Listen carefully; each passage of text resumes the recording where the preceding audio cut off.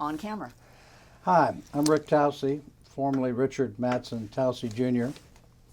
I was born outside of Washington, D.C., Arlington, Virginia in 1943. My family's from Connecticut.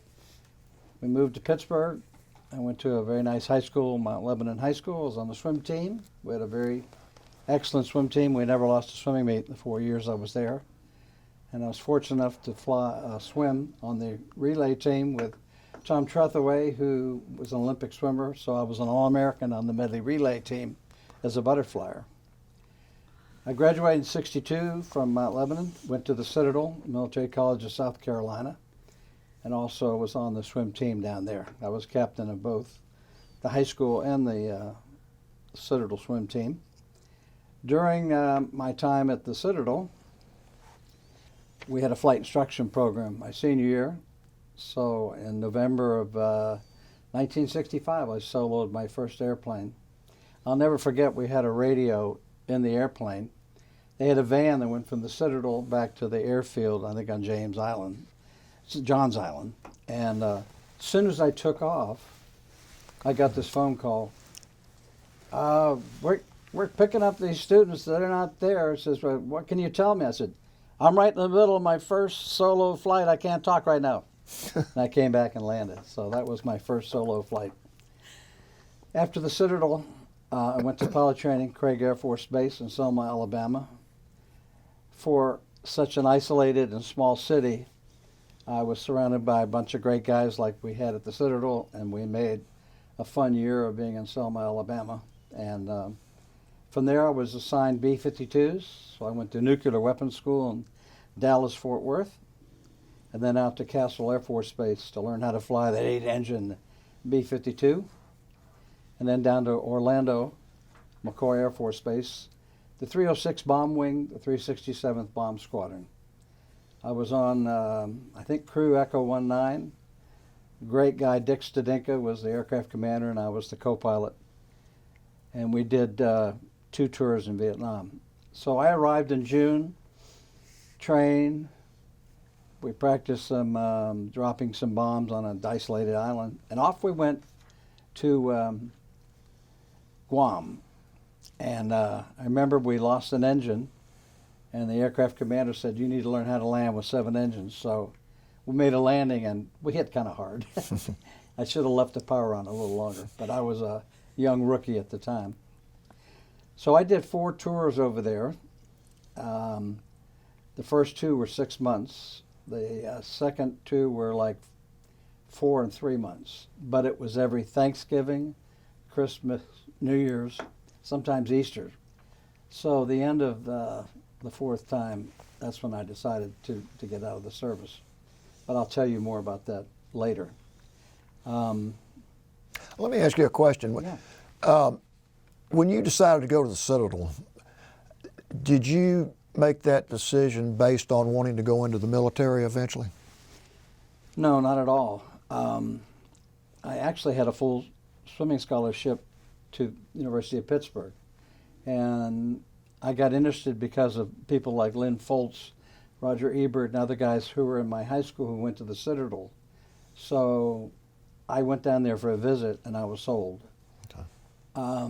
I will tell you that there was a guy named Welsh who was in my company, and at the end of my sophomore year, he said, Toucey, you're in ROTC in the Air Force. I said, yes, sir, I am. He said, why aren't you signed up for the flight instruction program? I went, I don't know. He says, go out there on the quad and look at the 141s flying over and the F-101 Voodoos, and then decide whether you want to be a pilot or not. I signed up.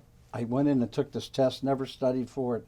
I thought I failed it, but I didn't. I apparently had the aptitude to fly airplanes, and that's how I became a pilot. Okay. My dad was an engineer, had a company named after himself, and that's where I thought I was going to go with a business degree.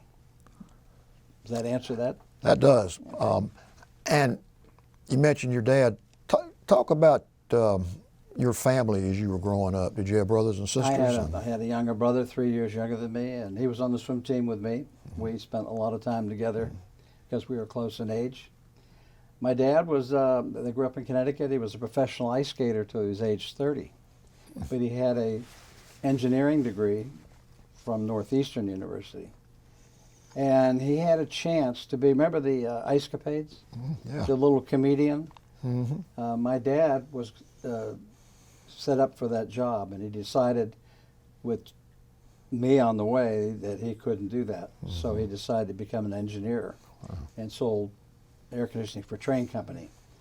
Where was I going to go somewhere else with that? My dad, let's see. Oh, he was made the first movie for Warner Brothers of ice skating. He had a partner. They did a comedy act, but the camera was stationary and didn't move back then. So they had to change their act to go in front of the camera and do all their maneuvers and come back and finish the maneuvers. And Dad tried to get that for us when we were in high school and old enough to appreciate what he did. And but they didn't have a copy of the movie. And we had pictures of famous skaters like Sonia Henney on the wall with her autograph down in my dad's Hall of Fame. Gosh. So. And where and when were you born? Okay, 1943, outside of Washington, D.C. in Arlington, Virginia. Okay. My dad was in the service then, captain. And because he was an engineer, he was stationed there, and he was designing better bayonets, knives, some stuff he couldn't tell me. Yeah. So had you always wanted to go into the military? You know, like I said, I saw the guys come home in uniforms to the swim meets, and I asked them about it, and a couple of them are still good friends to this day, like Lynn Foltz, who I stayed with on my senior year. And I fell in love with the uniform, and I went down there and saw the marching and the inspections and all that. And I knew, because I'm kind of a crazy guy, if I went to William and Mary, I would be drinking beer all the time and partying. I knew that they locked me in. I needed that discipline, and that's why I chose that school. I knew they would lock me in. And there were many a night where I couldn't study in my room. I went to the library where it's very quiet and I could concentrate. And that's really the answer. The military part I told you. Walt said, "You're in the Air Force. Why aren't you in the flight program?" Duh. I grew up in Pittsburgh. I wasn't around pilots. I was around business people. And about the time you were getting out of the Citadel, Vietnam was very hot. Very heavy. And you were pretty sure you would end up being involved in the war, weren't you? Oh, yeah. I didn't know which airplane, but yes. And how did your parents feel about your going into the military? They didn't tell me until later. And I remember one time, my father died at a very young age. I was still in the military. He was 59. It was in 1970. And years later, my mother said, "You have no idea how proud your father was of you." Good. He actually made a model of the first jet I flew, the T-37, Wow. and he hung it off our back porch. I took a picture of it, and for years I thought he had taken a picture of a T-37 in Pittsburgh, and it ended up being a model airplane he made. That's a true story. Boy. So he was very proud of me, and they were very concerned because I had to borrow money. We never had any money in college, so I borrowed money to pay him back. And when I got to Vietnam, I started writing him checks. Well, they were so worried. They went, "Don't just forget about the money. Just take care of yourself over there." Yeah. So they forgave me that $1,100, which back then was a lot of money. Yes, it was. Okay, you are now in the Air Force. Okay. Talk about your experiences in the Air Force. And I know you were involved in quite a few bombing runs and some pretty sensitive stuff. Okay. Talk about that in whatever detail you would like to All talk right. about it. Let me tell you about the first tour over there. And we flew a lot at night. We flew Christmas Eve out of Okinawa. And it was our first mission in the DMZ. We usually didn't fly in the demilitarized zone. And what really upset us was Bob Hope was coming to Okinawa, and he was going to perform while we were on the mission. Our Christmas present, we'd been over there since October, and the skies were all gray. We're at 30,000 feet. We dropped bombs. We never saw what we did, never got any intel. That day it was clear. We dropped our bombs. The gunner said, "Oh my God, there's so many secondary explosions. We hit a fuel depot." On the way back, I think about an hour or so, you could see Taiwan before we got to Okinawa.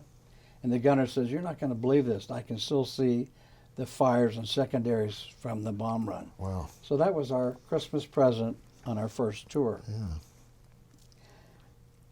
The missions we flew back then, they were like 3 days old. They came from the White House.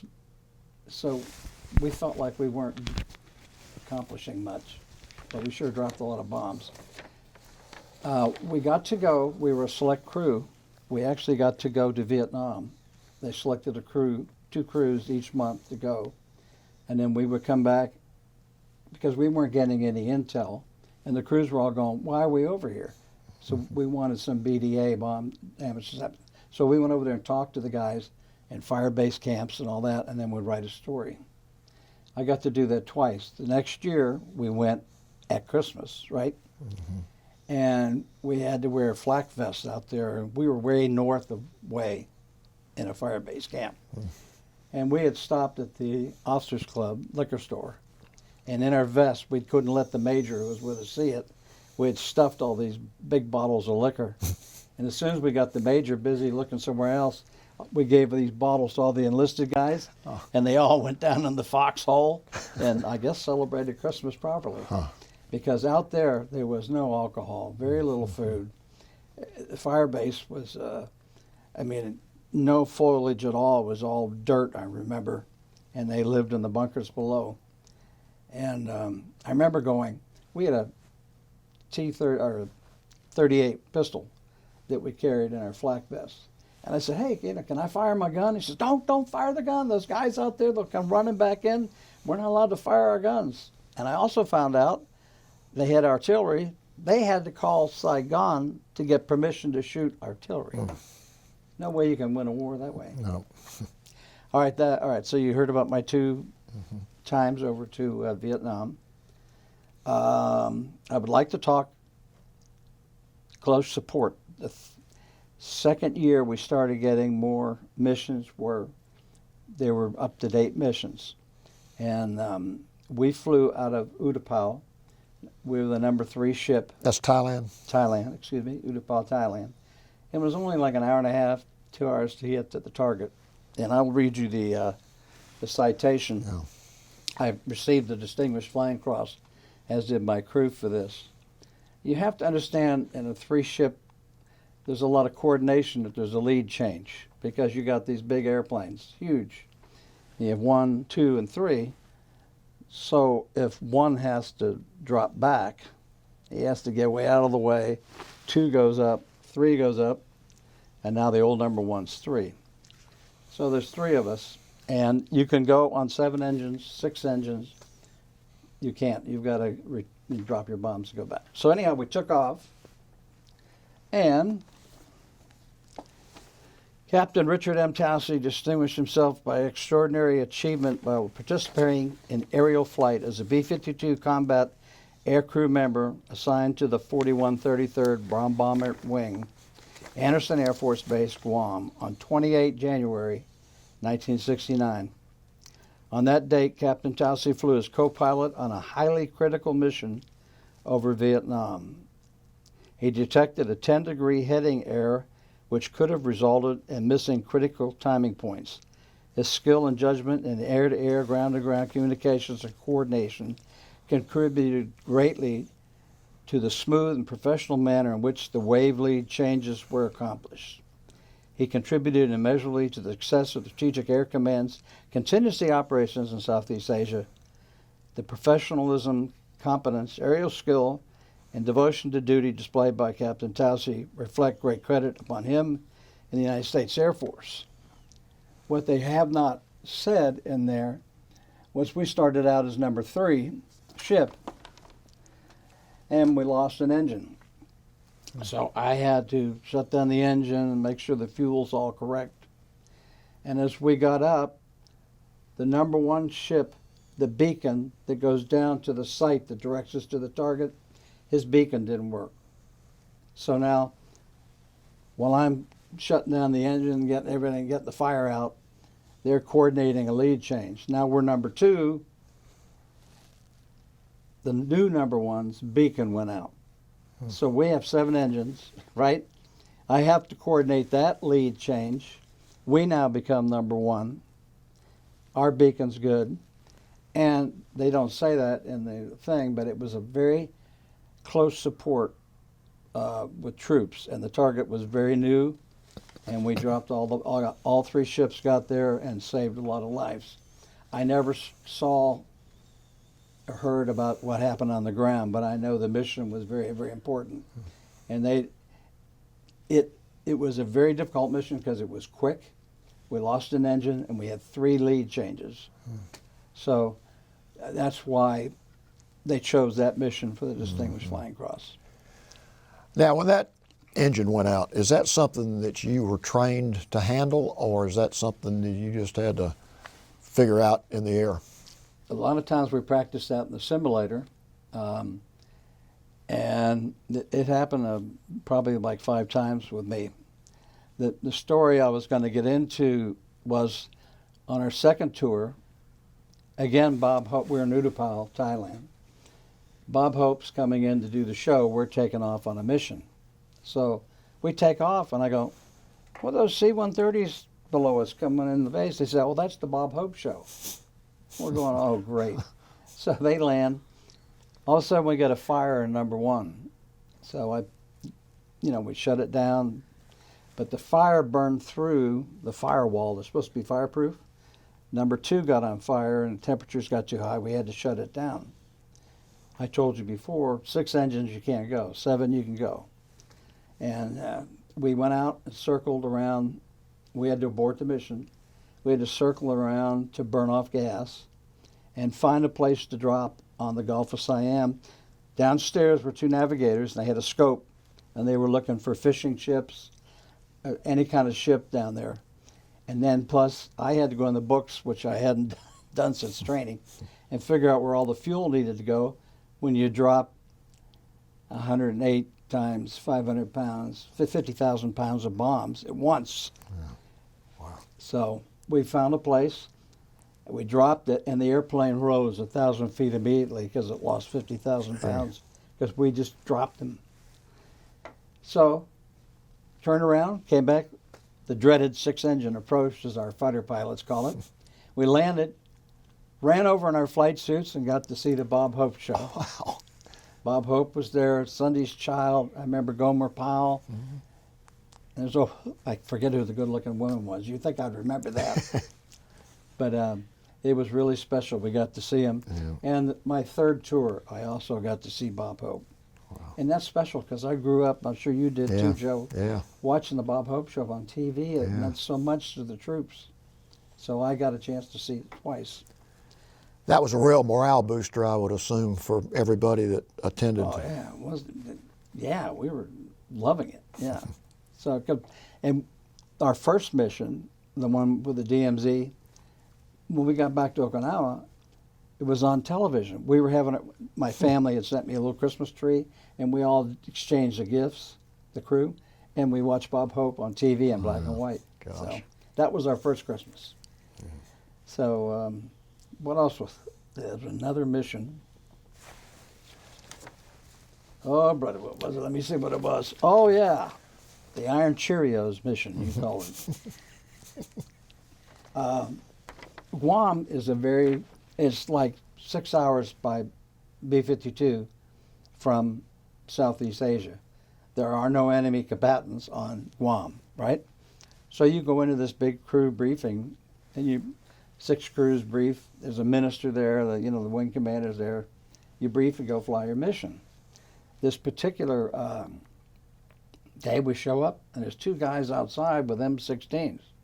And we're going, what is this? So we walk in, and they brief this mission like they normally do, and then the colonel got up and said, everybody out of the room, including the enlisted people, and they always had a pastor or a generic minister there, you have to leave too. And all the gunners, you have to leave too. So there was only the 5 crew members of the 6 crews, and the 2 briefers in that room. And they said, tonight your mission is to go into Cambodia. It's so highly classified, you can't talk to anybody about it, particularly your wife, your family, anybody except your crew will know. You cannot tell anybody. Turns out they had a Chu Hoi, which is a prisoner. They interrogated him and found out, because we weren't allowed in Cambodia, that they would come over at night with rockets and blow up airplanes in our base and kill people. And then they would run back into Cambodia. We weren't allowed in there. So the commander of the Viet Cong, or North Vietnam, whatever they were, soldiers, would make them do PT in the morning after they came back at daylight. So there they were out there in the field doing jumping jacks, and we showed up and delivered the iron Cheerios for breakfast. And that's my story. And we were the first crew. Well, there was like, I forget how many crews, but a lot of them that went in there that first night, and I was on that mission. That very dear to me. Yeah. 2 things. I remember my dad died in 70, right? So with my mom, we're walking through the lobby. They have dinner in Fort Lauderdale, and there's President Nixon on TV, and we stopped. And he said, yes, we've been going into Cambodia for the last... I said, Mom, I couldn't tell you this, but we've been flying in there for the last 2 years. Now, if we can back up to our second time, remember, B-52 crews went to Vietnam, and we would go to MACV headquarters, right? And we get all the speeches and stuff, and they took us in where they planned the missions. And I was still a co-pilot, but I'm probably a captain, for sure, first lieutenant. So they're briefing us, and I go, I don't see any missions going into Cambodia. And no one said anything. So that night, we're at the hotel, Chapia, whatever it is, and this colonel came up, and he said, Captain? Yeah. I said, yes, sir. He says, you and your crew need to know something. I said, all day long, these people make these missions for your B-52s. When they leave at night, the 2 of us make the missions into Cambodia. Nobody knows about it, and don't bring it up again. I went, oh, how did I know? I'm in MACV headquarters. Yeah. That's how secret it was. Wow. And this was like a year after we're doing it. It was like, wow. So, When you say MACV, that's Military Assistance Command Vietnam? yeah, I'm sure that, yeah, but where the Army was, the Air Force, Right. everybody was there, yeah. So that's where they planned all the missions. Yeah. Well, and I'm looking at your record. You flew 224 combat missions? 224 and 2 aborts. The dreaded 6-engine approach. Yeah. One other one, something happened and we couldn't make the mission, but yeah. And I flew with 4 different crews. I was a co-pilot on the first 2, and then we were a standboard crew, the ones that gave check rides and administered tests on my 3rd crew. And then my 4th crew, they upgraded me to aircraft commander. So I had my own crew over there. Okay. And I could tell a cute story if you'll remind me a little bit about that. Yeah. I had, because pilot training brought all these pilots more than we needed, I ended up having 2 co-pilots on my crew. So the 3 of us shared every other 3rd landing. So, well, I might as well tell the story since I'm there, right? Yeah. One of the guys, his name was Odom, a real tall guy, right? And we're always playing tricks on each other. So it was his approach. We're coming into U-Tapao, Thailand, and I worked with the other first officer. We dropped the pen down there. I said, Larry, my pen's down there. Do you mind raising your chair? So he raised his chair way up. Now he's tall, his head's like this, and we pulled the circuit breaker on his chair. So he got ready to put the chair down. The chair doesn't work. I said, oh, all right, I got the airplane. I'll make the landing. So he was stuck up there in the air.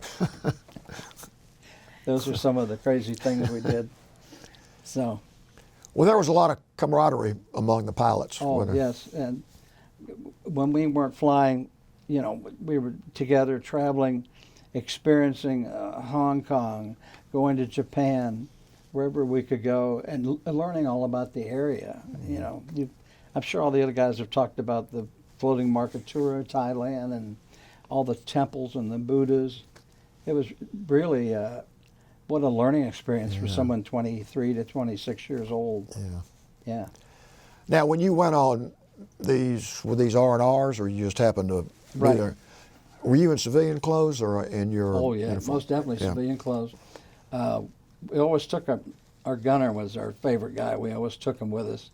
And one night we'd had a little too much to drink, and I think it was when we were in Hong Kong, and there was a Russian ship up there and a gangplank. I said, "Come on, let's go up and say hello to the Russians." And they grabbed me and wouldn't let me go up. So, there was another time. Excuse me a second. We were in U-Tapao, and we went up to Pattaya Beach to stay at the Nipa Lodge on one of our 3-day breaks. We got 1 3-day break for the whole month. We flew 6 days, a week, day off. At the end of the month, you got 3 days off. So we're at the Nipa Lodge, and we're having salty dogs. Has vodka and salt on the rim and grapefruit juice. And we were sitting there talking to a guy from East Germany. And we didn't tell him we were armed services or anything like that. He had just flown in from Hanoi and just had, signed a big order of steel for them to build tanks or whatever they did over there in Hanoi and Haiphong and all that. And we're thinking, damn, we're going to be back in 6 months. We'll be blowing up his steel. Yeah. But we never told him. I mean, Yeah. That's interesting that he was that loose with his information. Oh, yeah, well, he said steel. He didn't say what it was for. Yeah. But he had just flown in from Hanoi. So Now, were you involved at all in the bombing of Hanoi or Haiphong? linebacker happened. My crew was there with a different aircraft commander. I got out in March of '72, and the linebacker was in December of '72. My crew survived, and sadly, one of my 2 co-pilots. It's a long story, but the missions were very dangerous, and they kept flying the same missions every night. He became a conscientious objector, and what's it called when you're discharged? Dishonorable discharge? Dishonorable discharge. So. At any time, were you under rocket attack from the ground when you were flying these missions? Or? Actually, we were way up in northern Laos one night, and we had already delivered our bombs, but they wanted us to keep competent in bombing. So they gave us a target between Laos and getting back to Thailand. And I'm looking at the right wing, and I said, "Dick, there's AAA coming up here close to my wing." I said, we're at 31,000 feet. There's no way it could get up here. And Dick looked over there and he says, "Yeah, we're getting out of here." We were leading the 3 ships, so we turned and got out of there. As it turns out, and I've actually saw this on the Vietnam doctrine they had on TV and read it, they took the AAA with men, women, children, with ropes, disassembled it, and pulled it up on a 12 or 13,000 foot mountain. So now the 24,000 foot range now got up to 30,000 feet. Gosh. And we were, because of our report, they were able to go in and take care of that AAA site, because no one knew about it until we saw it. So, What is AAA? People are going to watch this and may not know that yeah, term. you were in the Army. You could probably describe it better than me, but it was a long, narrow barrel and a huge caliber, not bomb, but shell, Yeah. like a tank would shoot, except it could go 24,000 feet and then explode. So they did some pretty serious damage to our planes with those. Oh, also. yes, they did. Yeah. And B-52s never got hit by it because most of our missions were above 30,000 feet. When we were in dangerous areas, and it showed on our maps, Swizz, Sam Watch area, and also when we were up in northern Laos, the MiGs could come over.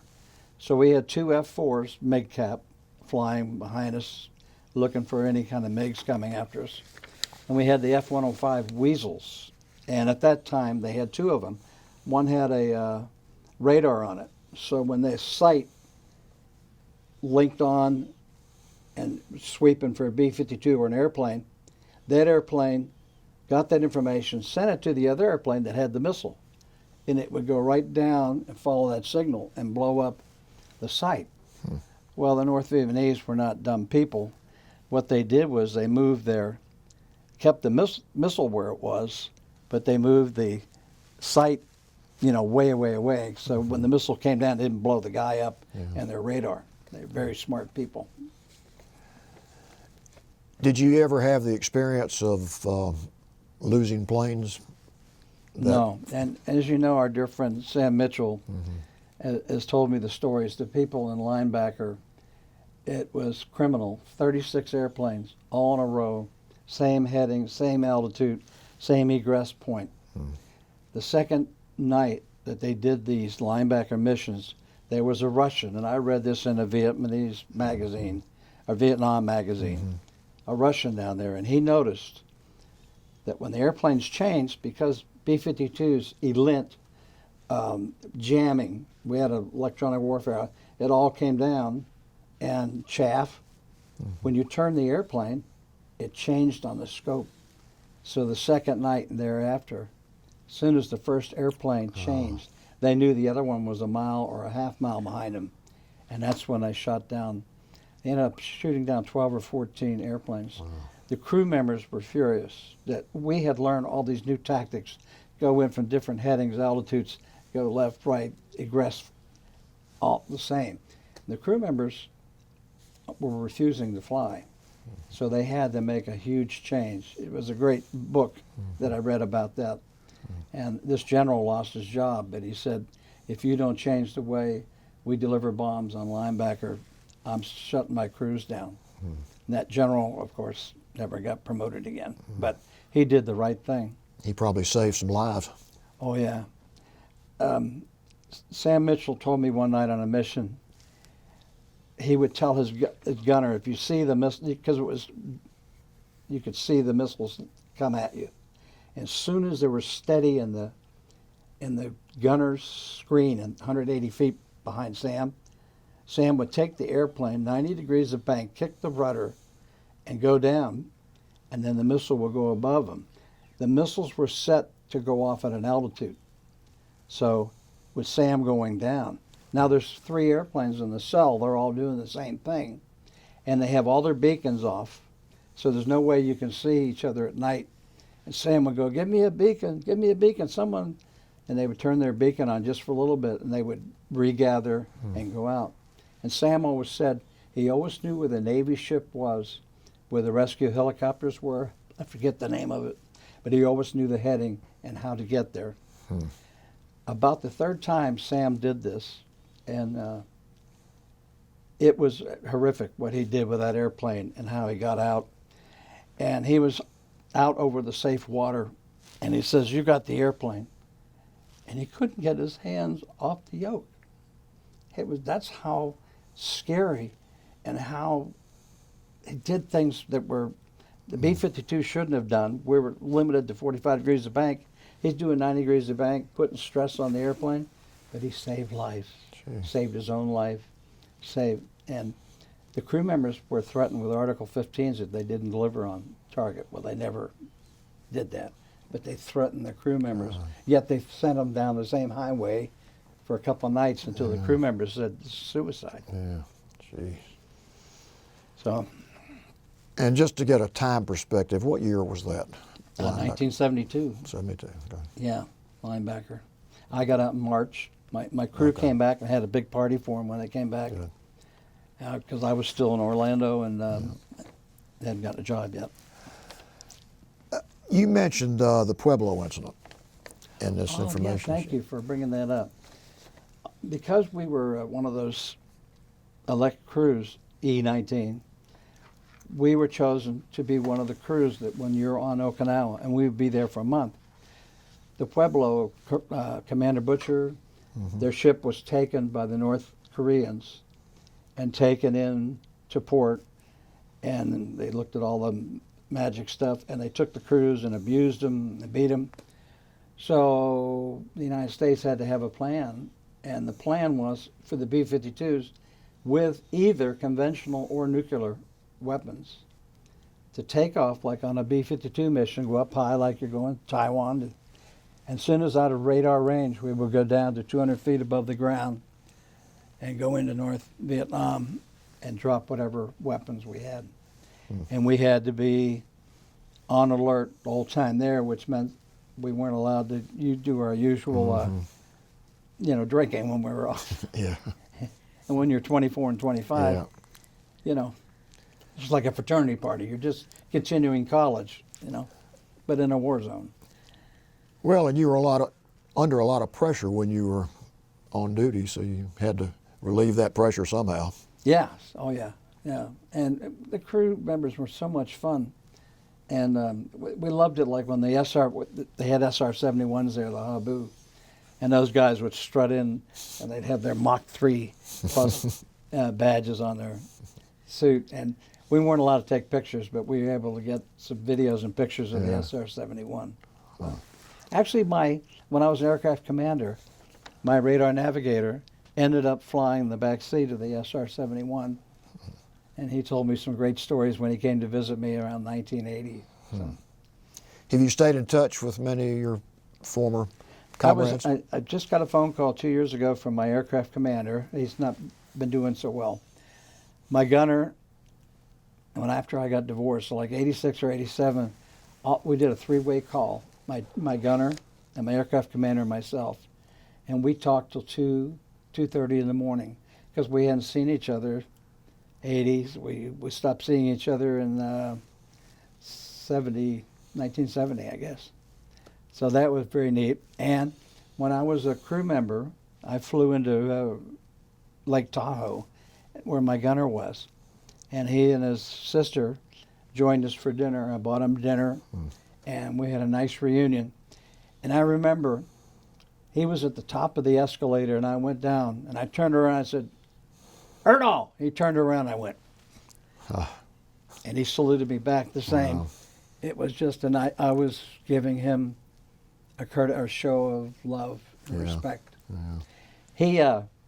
He would always run out of money over there, so he would call me Bank of America. He said, "Hey, Bank of America, it's just, I burned up my battery charger with the wrong electricity in the hotel.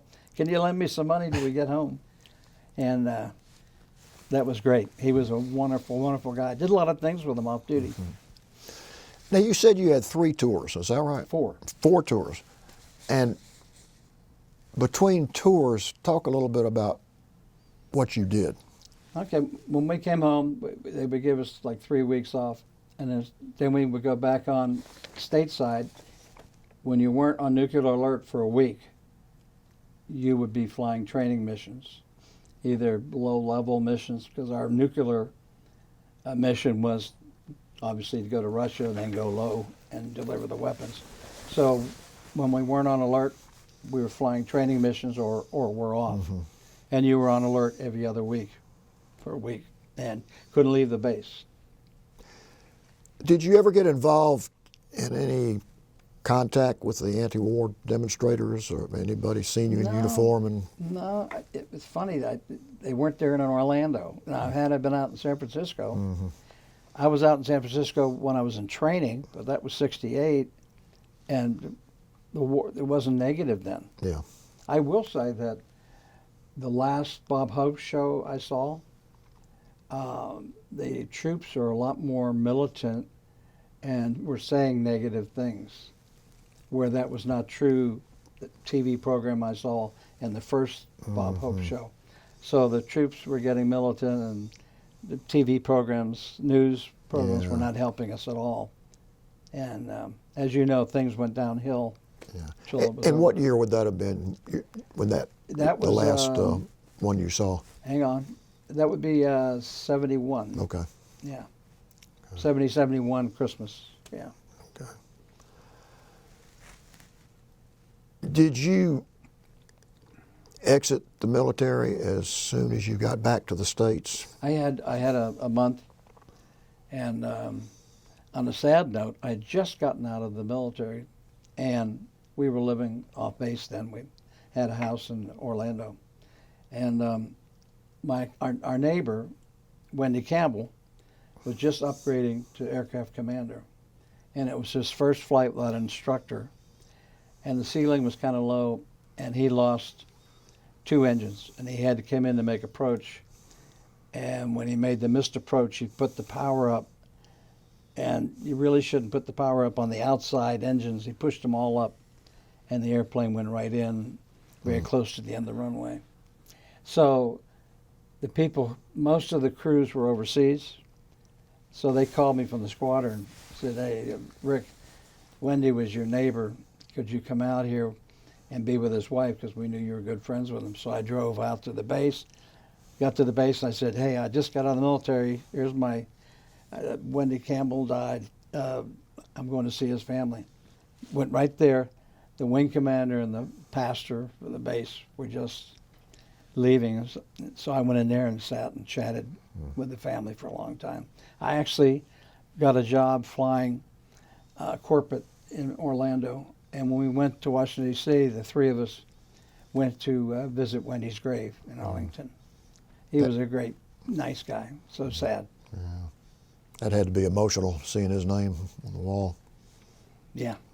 Yeah. Before we move on, I do want to give some information that we're asked to give, who all is present in this interview. My name is Joe Bruckner. I'm a volunteer with the History Center. Frank Luton, who's also a volunteer at the History Center, and Sue Verhoff, who is the Director of Oral History and Genealogy at the History Center. And we're conducting this interview in connection with the Library of Congress Veterans History Project. And once again, I want to thank you for being here and telling your story.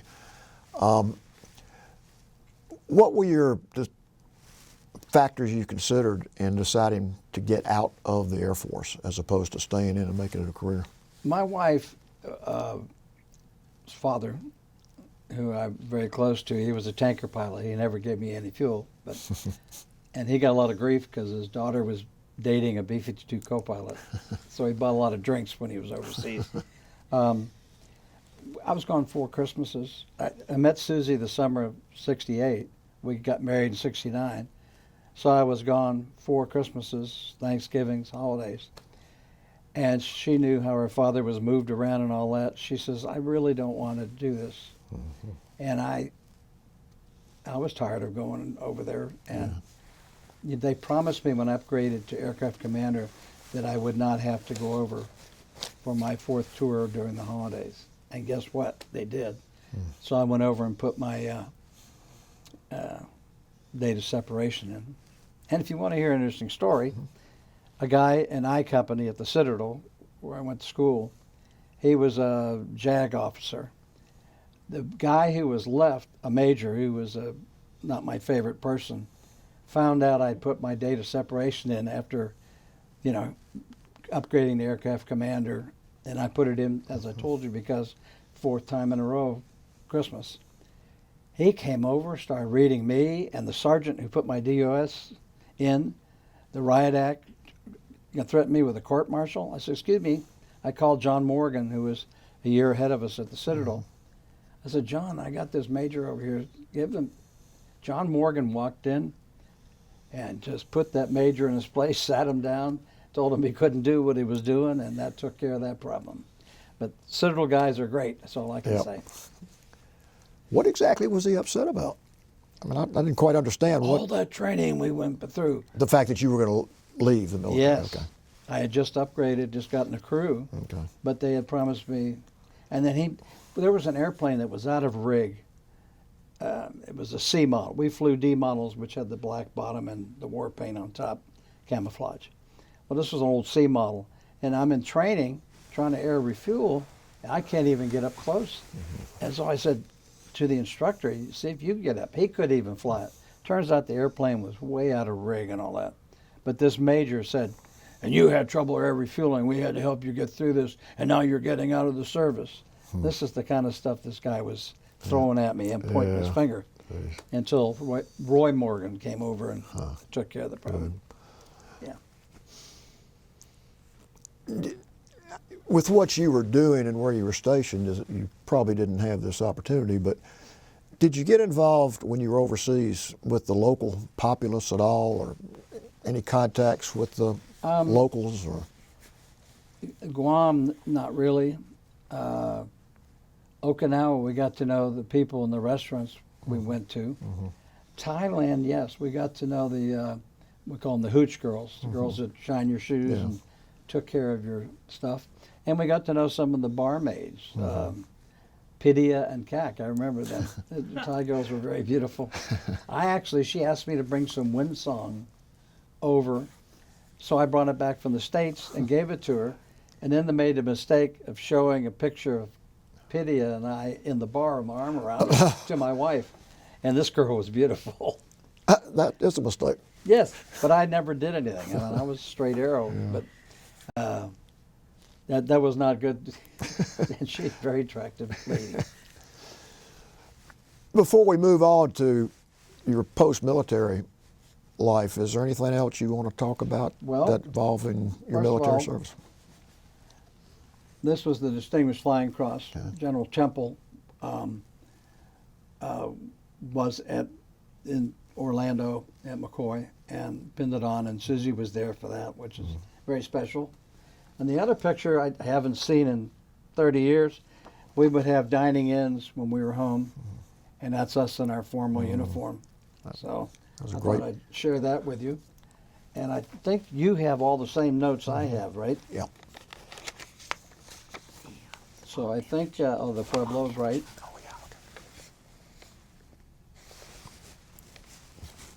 Yeah.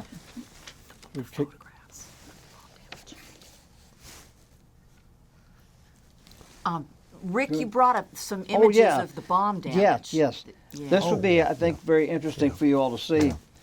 Our second and third year, when we flew a mission, the Bombay camera would show how the bombs were dropped. We had a target area a mile long, third of a mile wide, and with 3 ships,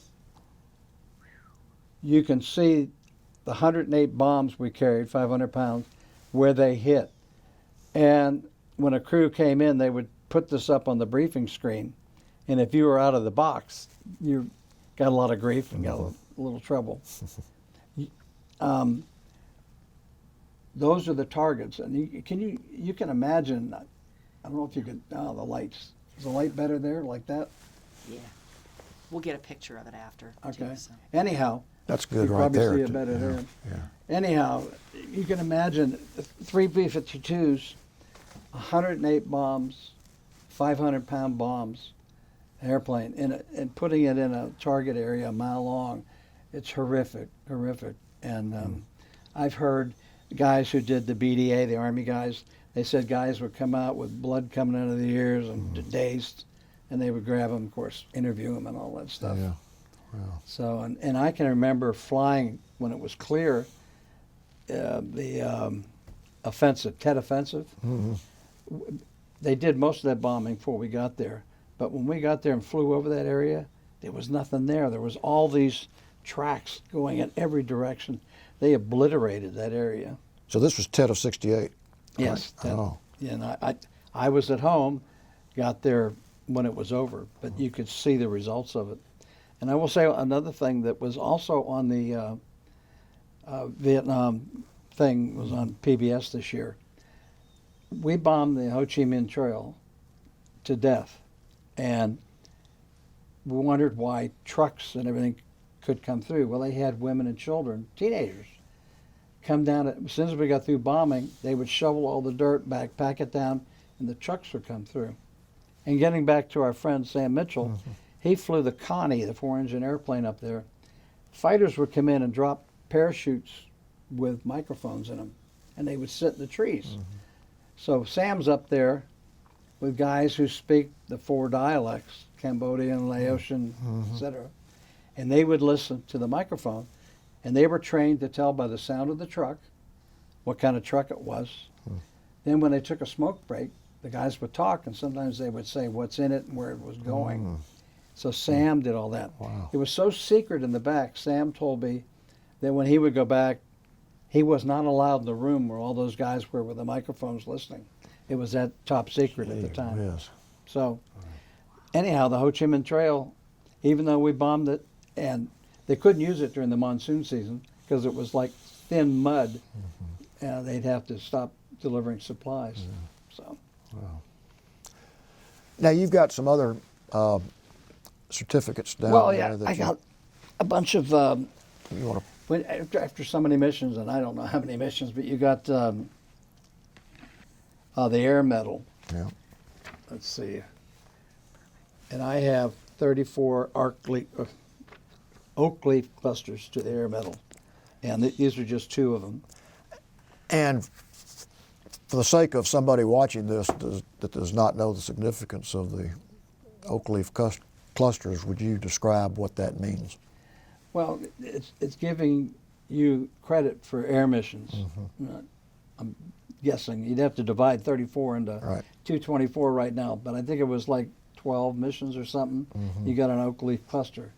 So when you have 34, that's a lot of flying. Yeah, a lot of flying.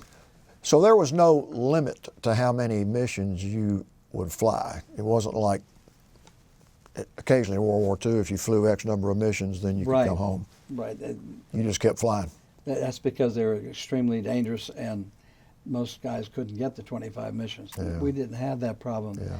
We were limited because we're TDY. They never stationed a permanent base of B-52s there. So we were limited to 180 days, and we had to go home. Okay. And I believe there's one other certificate. Yeah, all that is the what I've read you about the Distinguished Flying Cross. Okay. It's, Same thing. Okay. yeah. Okay, when did you exit the military? March of 1972. Okay.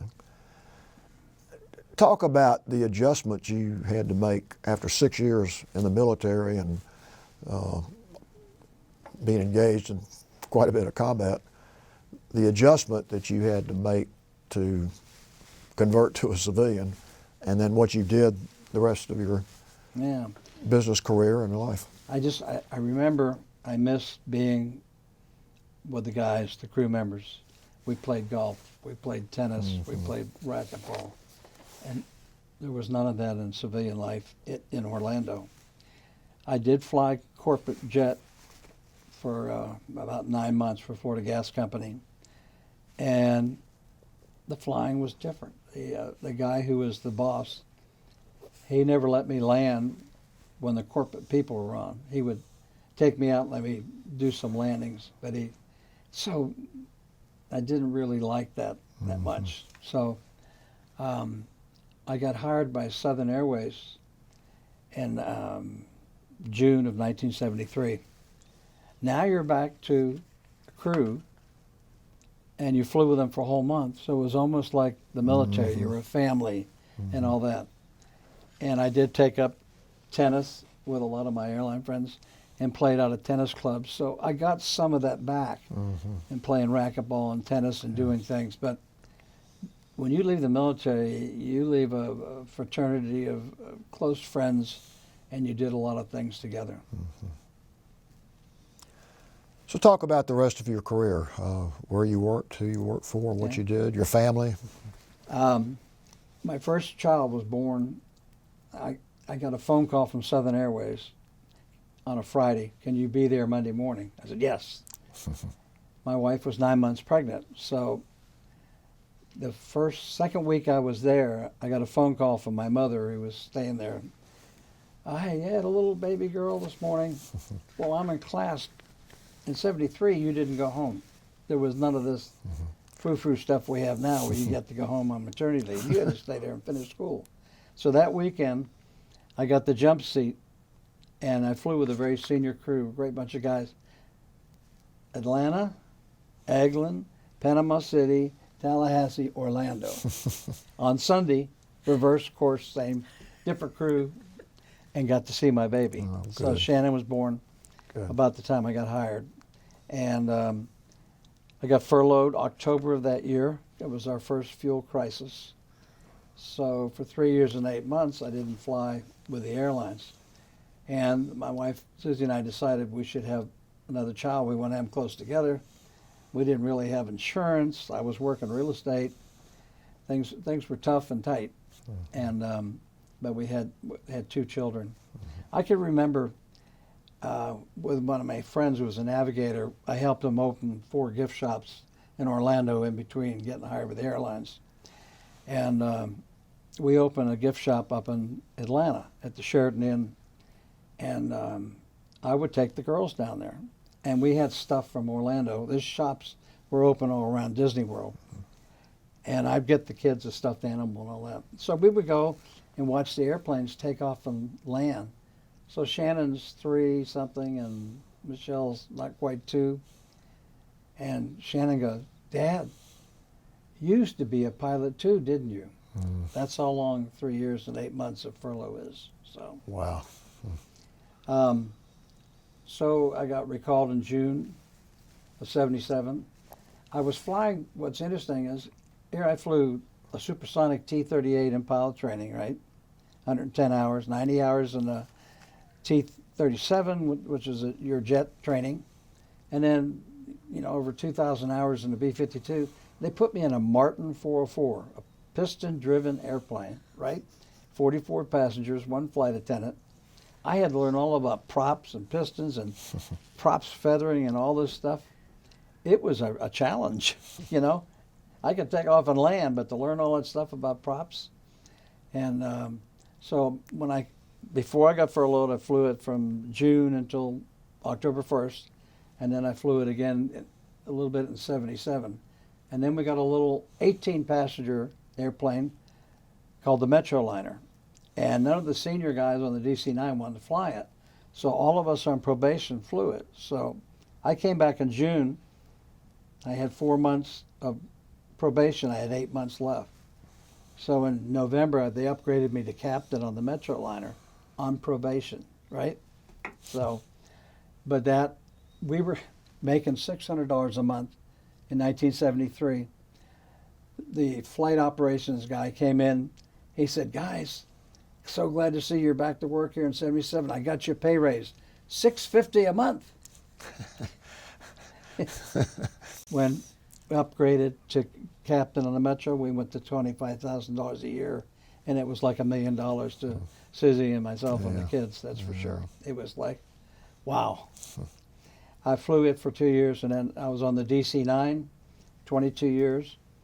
85, they closed the Atlanta base, so I commuted from Atlanta to Detroit for over 16 years. My last 2 years, I got to fly the Airbus, the A320, and that was probably one of the most difficult things I ever did in my life, because 22 years I flew what we call steam gauges and with a yoke, and now we're flying all computers and a little stick over here. And a lot of the DC-9 guys, we didn't, but a lot of them needed an extra simulator. The instructor says, my 12-year-old kid has flight, whatever program it is. He said, he can fly this airplane better than you the first time you're in here, but after your 8th simulator, my son can't do what you'll be able to do. Guys were grabbing that stick and squeezing it, and by the time you got out on the flight line, you could just barely move it. It was really something. Yeah. And every computer had a backup computer. There's so much to learn. I studied for 3 months before I went to school. Wow. So, but I made it. So, and I retired right after 9/11. My last flight was November 16th, 2001. And I've enjoyed retirement ever since. As Sam says, it's the best job you'll ever have. Very true. I have another question about when you got out of the military. Did you talk about your experiences much when you first got out? Did you find that people were interested in it or didn't want to hear it? Or what was your experience? I probably talked to it with our fellow Citadel classmates. I had a war room in Stone Mountain, our first house up there, and I had all the B-52 stuff on the wall, the Stingers flying across and all that.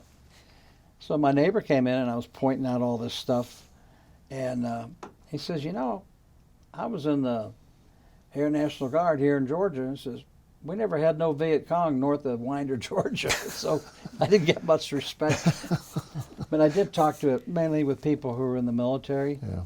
I did talk to it with people, civilian pilots. in the cockpit when we were flying along. I have no problems talking about it. I don't remember talking about it a lot. Yeah. Talk more about it now than Right. Yeah. we did ever. And you have 2 daughters. Any grandchildren? Yes, my daughter's one in Charleston. She has 2, a son who's going to be 7 and a daughter who's going to be 3. And the G Squad, Griffin, Grady, and Graham, they're up in Lexington, Kentucky. They're my buddies. Yeah. And they're always going, Grandpa Boom, you sent another B-52 video. Stop it. I was always showing them, YouTube things and sending them to their email. So now they don't look at their email anymore. So, but I had no problem sharing those things with them. That's for sure. Good. That's good. I know they're proud of you. Yes. What's interesting, I talked to my friend Sam Mitchell and flying the missions up north and what he had to do with the airplane to stay alive and get the 3 airplanes back out. One day I got him on a Thanksgiving, and this is like 10 years ago, to tell the story. And his daughter's mouth got this big. She had no idea. So a lot of people do not talk about it. In fact, we invited him down here, and he told me he's not ready yet to talk about it. We've got to still work on him. Yeah, we got to get him down here because his stories are much better than mine, trust me. Sue, do you or Frank have questions? I do. I've got a couple for you. Sure. Tell us about arc light. For those that aren't familiar with the B-52, describe what arc light means. Okay. Arc light is the B-52 missions to deliver those 108 bombs on target. It started, I think, like 66 or 65. They started flying the first missions, and I wasn't even out of school yet. The missions were flown out of Guam, Okinawa, and U-Tapao. And U-Tapao started out small and got real big. And they called it arc light. They called our airplane, because it was so big, boxcars. And you would hear boxcars at so-and-so. The mission was very effective when they finally got targets that were up to date. I didn't mention this, but the first year and a half, targets were old. They got better and better. When I went over there as aircraft commander, we actually sometimes flew as one ship. And when we took off, we didn't know where we were going. The target information was so instantaneous. It could be an hour old, and if guys were in trouble, and we were right there, one airplane, 108 bombs, you don't need 3. But the arc-like mission was 3 on the target, sometimes 6 airplanes on a target, the same target. And it was kind of an overkill. I was Duluth. I knew the mayor, and they had a Vietnam veterans thing, and they had a 4-star general there from the headquarters down in Tampa, St. Pete. And I said, "Sir, nice to meet you. I'm a Vietnam veteran." I said, "I flew B-52s." He went, "B-52s, that's my favorite target." And now they have smart bombs, right? But they only carry like 50 of them. But they only do, one bomb does what we did with 108 because it's so accurate. He says, "I love that airplane. It can stay up there for hours and has plenty of ammunition and delivers." So even today, the B-52 is very important. And I just read it's going to go on to 2040. I won't be here. The airplane was built, the last ones were like 66 or something. We flew the D model. The H model is the only one left. They're flying out of Barksdale. But 2040. Wow. You might still be here. 97 years old? I don't know. Yeah, I think, I'm going to do that interview with Sue. She's still around? Just a couple more quick questions, too. Sorry. You mentioned, no, you're good. You mentioned on your biodata being assigned TDY to the 4133rd Bomb Wing for the Pueblo incident. But you phrased it TDY to C. TDY? To C, SEA. Oh, okay. Temporary duty. I don't know what the Y means. And SEA is Southeast Asia. Gotcha. Okay. All right. I want to make sure I clarified that. And then just one last question. You mentioned that you retired from flying right after 9/11. Were you flying on 9/11? Anything you can tell us about that experience? No, I was not. I was on vacation. I was with a very dear friend on Martha's Vineyard. Perfectly clear day. And we're doing a walk-around tour. You know, they're talking about the historic. And we noticed guys who were painting fences, repairing things, their doors were open and their car radios were on. And I said, what are you all listening to? He says, oh, the airplane flew into one of the towers. And I thought, remember there was an airplane that the wind blew it into one of those big buildings. So I didn't think anything of it. Well, we get back to where we're staying, and everyone there on the bike trip, about 40 of us, they're all watching TV, and another airplane flew into the Trade Center. And it was a big airplane. And then I knew bad things were happening. I was the only pilot there, and of course, they're all asking me questions. And I said, you know, I don't know an airline pilot alive who would fly into that building. They would take that airplane and fly it into the river or get to the ocean or get to some open area. There's no way. And as it turned out, we found out the terrorists all killed all the cockpit crew members. Wow. So I was right. Yeah, sure were. So. Is there anything else you'd like to say before we Well, I stop? think this is very important. There's so many stories that people are not telling. We just had a reunion with the guys in I Company from the Class 6 Citadel. We had 10 of us, and 4 of us were pilots. We didn't talk much, but we listened to the ground people and what they did with tanks, and how Craig AFB almost lost his life a couple of times over there. And the things that the ground people did, to me, were much more exciting than what I did at 31,000 feet. And these stories need to be told. They're not being told. So I appreciate so much what you're doing, and that's why I came down here to give my story. Well, we appreciate you coming down here, because you're right. It's the only way these stories are going to be preserved down through the years is if you tell them. And you should be very proud of not just your military service, but your life. I mean, you obviously had a good foundation with your parents, and your father sounds like a special guy. He was. He And, was. It was terrible to lose him that early. Yeah. Trust me. And you went to the Citadel, where you probably could have gone someplace and had a little easier life for 4 years. But I wouldn't have been a college graduate, that's for sure. Yeah. So. And what you did in the military, I think you're talking it down a little bit, and the skill that you had to possess to do what you did is incredible, and the risk of messing up is a big risk when you're flying a B-52. You have other men's lives in your hands, and Catching the AAA coming up that high, little things like that, going, I think we need to get out of here. Yeah. You got to know when to get out of there. And you obviously were responsible in saving some lives with these bombing runs you did against the North Vietnamese and Viet Cong. That close support mission, I wish I knew more about it. And all I know is we saved a lot of lives. And had we not been able, our beacon work, and not able to make all those lead changes and get to those guys, a lot of people probably died in the ground. It took skill, but it took courage too, because every time you went up there, you were putting your life on the line. When you're 24 years old, you're Superman. You're not going to die, right? I would no sooner want to go fly a mission today at my age. I knew that at age 50. Yeah. Because that's why young people fight the wars. Well, that's true. But thank you.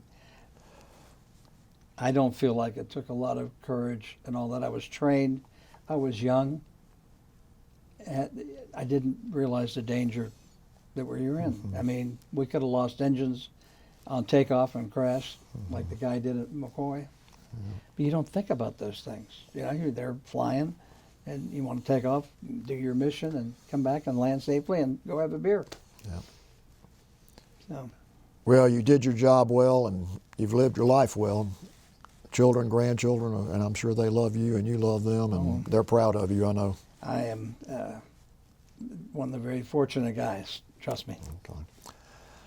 Well, thank you again for what you've done, for coming here today, and more than anything, thank you for your service. Well, thank you, and thank you for your service, and thanks to both of you for sitting in on this interview. I know you're not on film, but it's very much appreciated the time you take to do this. It's very valuable. Thank you. Thank you for your service. Thank and you. welcome home. Thank you.